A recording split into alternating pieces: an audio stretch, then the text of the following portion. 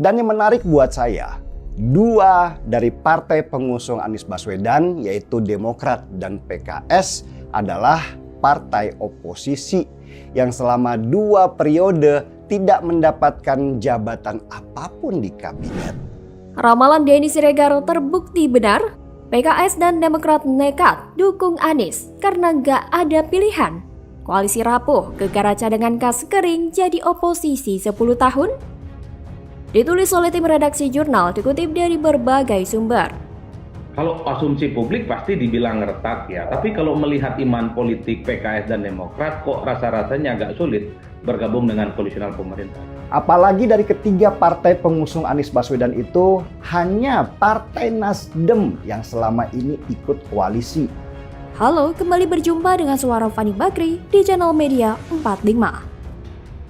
Nasib Anies Baswedan kali ini sedang di ujung tanduk. Bahkan partai pengusungnya PKS dan Demokrat hanya memanfaatkannya sebagai capres kepentingan bisnis. Apakah Nasdem akan benar-benar menyerah mengusung Anies? Dukungan yang diberikan kepada Anies Baswedan dari PKS dan Demokrat dianggap sebagai keterpaksaan atau karena kedua partai ini tidak memiliki pilihan lain.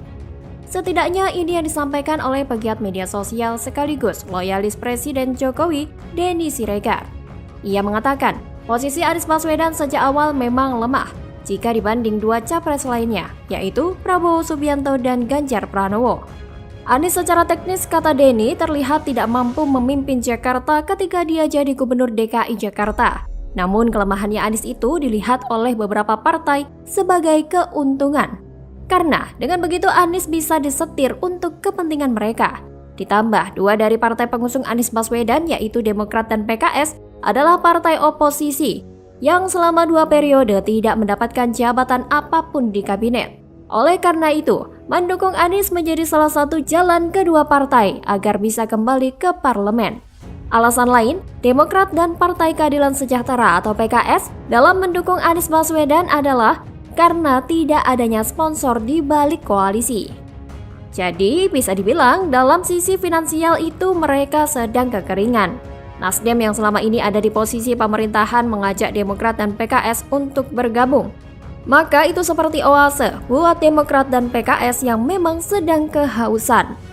Meski sayangnya Nasdem juga pintar, dia gak mau dijadikan sapi perah oleh Demokrat dan PKS. Yang dilakukan Nasdem hanya mengeluarkan biaya-biaya safari politik yang menguntungkan elektabilitas partainya saja, tanpa pernah melibatkan Demokrat dan PKS. Tapi ternyata kawan roadshow itu tidak menaikkan elektabilitas Anies Baswedan.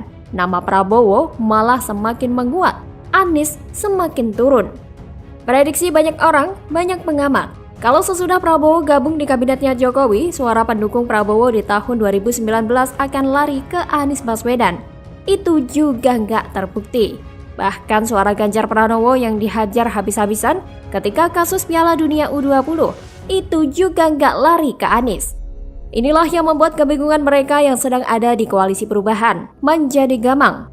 Narasi perubahan ternyata nggak nyala sama sekali, karena 80% orang Indonesia puas banget dengan kepemimpinan Jokowi. Jadi, kenapa semua itu harus diubah? Apalagi sesudah Menkominfo Johnny G. Plate disikat karena terduga korupsi 8 triliun rupiah. Semakin habislah bensin Nasdem untuk menggerakkan roadshow-nya Anies. Semuanya bingung. Yusuf Kala, mentornya Anies Baswedan, juga ikutan bingung. Lalu dia mainkanlah narasi basi tentang isu pengusaha Tionghoa yang gak nyala-nyala juga. Akhirnya, bisa dilakukan Anies Baswedan sekarang itu hanyalah nyentil-nyentil Jokowi supaya namanya ikut terkerek naik. Dengan menyentil program infrastruktur Jokowi, meski dengan data yang salah, Anies itu berharap semua ini akan jadi polemik dan menaikkan nama dia. Anies memang hanya bisa memainkan narasi dengan gaya tidak bersalah. Dia mencoba memainkan konflik supaya bisa terus-menerus menjadi polemik. Dia melihat itu sebagai sebuah senjata yang dulu memenangkan dia ketika kampanye Pilgub dengan memainkan emosional pendukungnya, bukan rasional. Yang seperti inilah yang menyebabkan elektabilitas Anies semakin anjlok dan tidak memiliki daya jual. Nasdem sendiri pun pelan-pelan mulai angkat bendera putih melihat situasi ini. Logika saja ya. Siapa sih partai yang mau mendukung orang dengan potensi kalah? Semua partai ingin menang karena di sanalah mereka bisa bertahan. Apalagi Nasdem yang nggak punya DNA sebagai oposisi, mereka nggak akan tahan ada di luar kekuasaan dalam waktu yang lama. Bisa kering hidup mereka. Bagaimana kalau menurut Anda?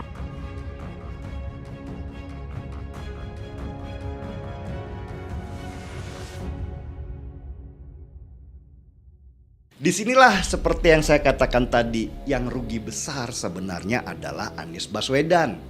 Dia sudah kadung terasosiasi sebagai calon dari Nasdem yang membuat banyak partai lainnya nggak bisa mendekati dia. Tanda kiamat Nasdem dan Surya Paloh karena capreskan Anies Baswedan. Partai jadi gurem, terancam bubar dan masuk bui karena korupsi BTS. Ditulis oleh tim redaksi jurnal dikutip dari berbagai sumber. Dan sebagai seorang pebisnis besar, Surya Paloh tidak akan maulah keluar dari koalisi. Karena kalau dia jadi oposisi, bisa hancur apa yang dia bangun selama ini kalau dia harus keluar dari kekuasaan.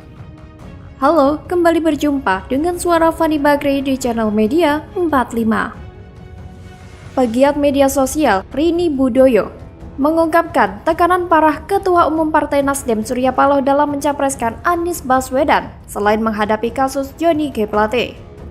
Menurut Rini, pada awalnya Surya Paloh mengira langkahnya menjadikan Anies Baswedan sebagai capres Nasdem jenius dan patut dicoba karena berpotensi menjadi partai unggul di pemerintah. Dan Surya Paloh berpikir bahwa ia bisa berdiri di balik tirai kekuasaan melalui Anies, sang calon presiden boneka yang bisa dia setir-setir. Namun rupanya manuvernya hampir gagal. Karena Nasdem telah keluar dari kesepakatan bersama Presiden Jokowi dalam koalisi pemerintah usai mencapreskan Anies. Presiden Jokowi dengan tegas tidak menggubris lagi Partai Nasdem yang sudah keluar dari kesepakatan partai-partai koalisi pemerintahnya. Lebih lanjut, Surya Paloh harus menerima tekanan akibat korupsi BTS yang menjerat Sekjen Nasdem Johnny G. Plate. Dan tekanan yang lebih parah yaitu elektabilitas Anies terus merosot.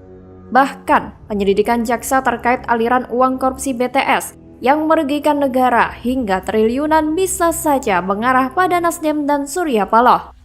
Jika sampai aliran dana tersebut terbukti, maka dipastikan karir politik Surya Paloh dan Nasdem berhenti.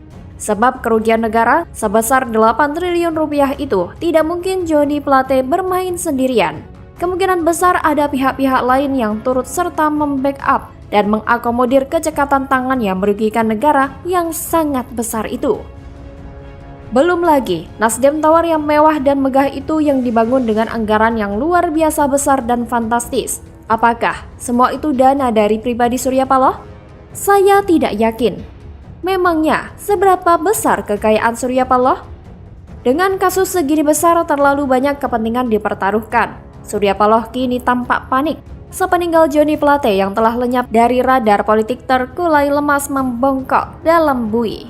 Sekarang baru Surya Paloh kena batunya, galau berat dan berada di persimpangan jalan. Apabila mawas diri, mestinya Surya Paloh tidak seterpuruk ini. Inilah akibatnya kalau bergandeng tangan dengan Anies yang banyak dicela.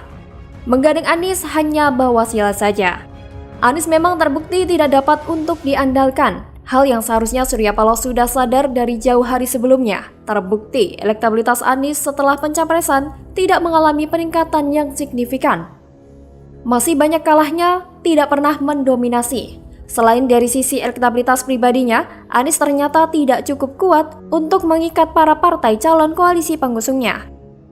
Terbukti, PKS dan Partai Demokrat masih bertawar-tawar terkait dukungan dengan posisi cawapres pendamping Anies sebagai dalihnya.